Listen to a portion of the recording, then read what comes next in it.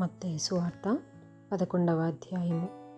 యేసు తన 12 మంది శిష్యులకు ఆజ్ఞాపించుట చాలించిన తరువాత వారి పట్టణములలో బోధించుటకును ప్రకటించుటకును అక్కడ నుండి వెళ్ళిపోయెను. క్రీస్తు చేయుచున్న కార్యములను గూర్చి యోహాను చెరసాలలో విని, రాబోవువాడవు నీవేనా, మేము మరియొకని కొరకు కనిపెట్టవలెనా అని ఆయనను అడుగుటకు తన శిష్యులను నంపెను. యేసు వారిని చూచి, మీరు వెళ్ళి విన్న వాటిని కన్న వాటిని యోహానుకు తెలుపుడి.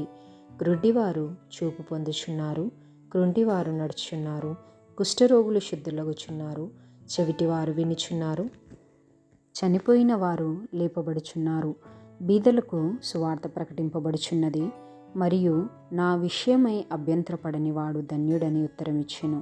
వారు వెళ్ళిపోవుచుండగా యేసు యోహానును గూర్చి జనసమూహములతో ఇలాగు చెప్పసాగెను.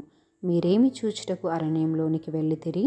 గాలికి కదులుచున్న రెల్లునా? మరి ఏమి చూడవెళ్ళితిరి? సన్నపు బట్టలు ధరించుకున్న మనుష్యునా? ఇదిగో, సన్నపు బట్టలు ధరించుకుని వారు రాజగృహములలో నుందురు కదా. మరి ఏమి చూడవెళ్ళితిరి? ప్రవక్తనా? అవును, కానీ ప్రవక్త కంటే గొప్పవానినని మీతో చెప్పుచున్నాను. ఇదిగో, నేను నా దూతను నీకు ముందుగా పంపుచున్నాను.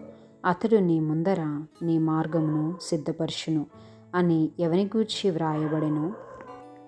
అతడే ఈ యోహాను.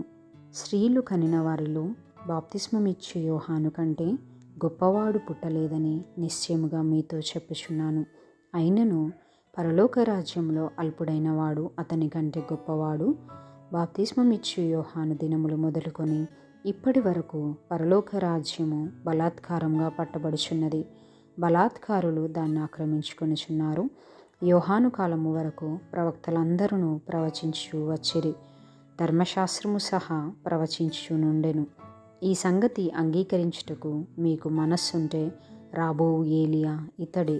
వినుటకు చెవులు గలవాడు వినుగాక. ఈ తరము వారిని దేనితో పోల్చుదును?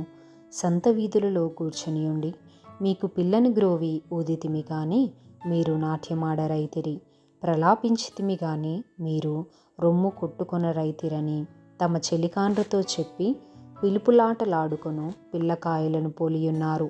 యోహాను తినకయు త్రాగకయు వచ్చెను కనుక వీడు దయ్యము పట్టిన వాడని వారనుచున్నారు. మనుష్య కుమారుడు తినుచును త్రాగుచును వచ్చెను కనుక ఇదిగో వీడు తిండిబోతును మద్యపానీయు సుంకరులకును పాపులకును స్నేహితుడని వారనుచున్నారు. అయినను జ్ఞానము జ్ఞానమని దాని క్రియలను బట్టి తీర్పు పొందుదుననెను. పిమ్మట ఏ ఏ పట్టణములలో ఆయన విస్తారమైన అద్భుతములు చేసెనో ఆ పట్టణముల వారు మారు మనస్సు పొందకపోవుట వలన ఆయన వారినిట్లు గద్దింపసాగెను. అయ్యో కొరాజీనా, అయ్యో బెత్సైదా, మీ మధ్యను చేయబడిన అద్భుతములు తూరు సీదోను పట్టణములలో చేయబడిన ఎడల ఆ పట్టణముల వారు పూర్వమే గోనెపట్ట కట్టుకొని బూడిద వేసుకొని మారు మనస్సు పొందియుందురు. విమర్శ దినమందు మీ గతి కంటే తూరు సీదోను పట్టణముల వారి గతి ఓర్వతగినదై ఉండునని మీతో చెప్పుచున్నాను. కపెర్నహూమా, ఆకాశం మట్టునకు హెచ్చింపబడెదవా? నీవు పాతాళము వరకు దిగిపోయేదవు. నీలో చేయబడిన అద్భుతములు సొదొమలో చేయబడిన ఎడల అది నేటి వరకు నిలిచియుండును. విమర్శ దినమందు నీ గతి కంటే సొదొమ దేశపు వారి గతి ఓర్వతగినదై ఉండునని మీతో చెప్పుచున్నాను నేను. ఆ సమయమున యేసు చెప్పినదేమనగా, తండ్రి, ఆకాశమునకును భూమికిని ప్రభువా, నీవు జ్ఞానులకును వివేకులకును ఈ సంగతులను మరుగు చేసి పసిబాలురకు బయలుపరిచినావని నిన్ను స్తుతించుచున్నాను. అవును తండ్రి, ఇలాగు చేయుట నీ దృష్టికి అనుకూలమాయెను. సమస్తమును నా తండ్రి చేత నాకు అప్పగింపబడి ఉన్నది. తండ్రి కాక ఎవడునూ కుమారుని ఎరుగడు, కుమారుడు గాకను కుమారుడెవనికిని ఆయనను బయలుపరచనుద్దేశించునో వాడు కాకను మరి ఎవడునూ తండ్రిని ఎరుగడు. ప్రయాసపడి భారము మోసుకొనుచున్న సమస్త జనులారా, నా యొద్దకు రండి, నేను మీకు విశ్రాంతి కలుగచేతును. నేను సాత్వికుడను దీనమనస్సు కలవాడను కనుక మీ మీద నా కాడి ఎత్తుకొని నా యొద్ద నేర్చుకొనుడి, అప్పుడు మీ ప్రాణములకు విశ్రాంతి దొరుకును.